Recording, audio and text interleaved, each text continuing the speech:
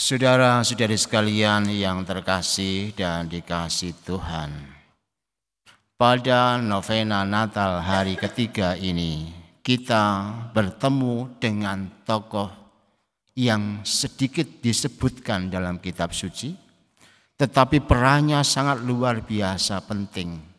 Dialah Yusuf, suami Maria. Apa yang bisa kita maknai dari Injil hari ini?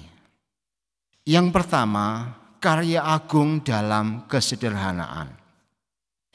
Karya agung keselamatan Allah melalui seorang tokoh yang sederhana. Disebutkan dalam kitab suci, ia sebagai keturunan Raja Daud. Tetapi faktanya adalah hanya seorang tukang kayu yang miskin. Perannya pun tidak mewah atau wah dalam kitab suci.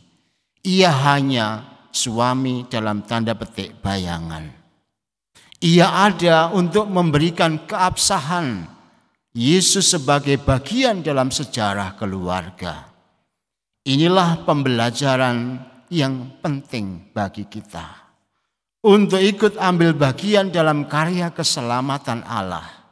Tidak diperlukan pertama-tama sesuatu yang luar biasa, namun kerelaan hati untuk dibentuk oleh kehendak ilahi adalah sikap paling utama yang perlu kita miliki.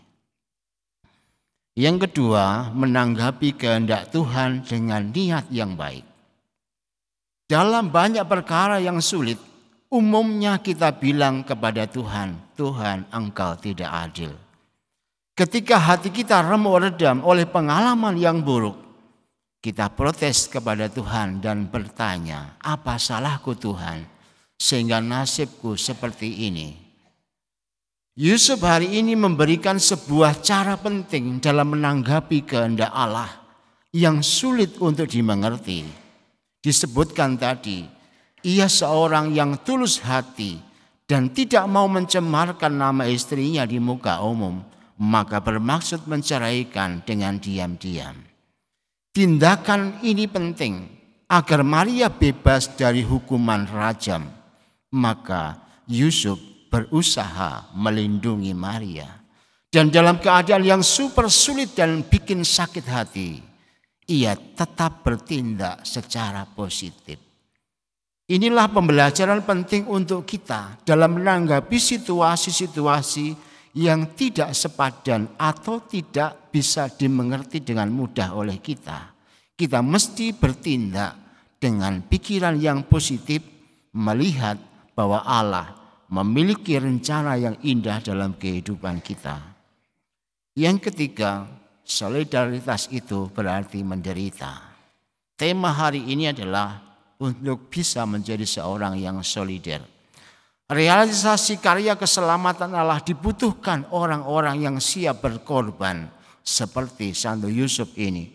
Untuk bisa berpartisipasi pada karya keselamatan dunia, Yusuf mengesampingkan kehendak dan hasrat pribadi dan semata-mata ia hidup dengan mengikuti kehendak ilahi. Untuk bisa berlaku demikian, jiwa yang siap berkorban itu dimintakan. Mengikuti kehendak ilahi hanya mungkin terjadi manakala kita memiliki hati yang mau berkorban.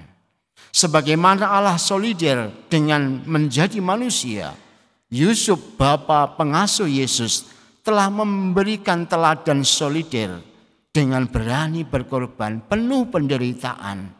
Tetapi semuanya dilakukan dalam ketulusan hati karena percaya Tuhan, seburuk apapun penderitaan yang dialami, akan memberikan hasil terbaik dalam kehidupan ini.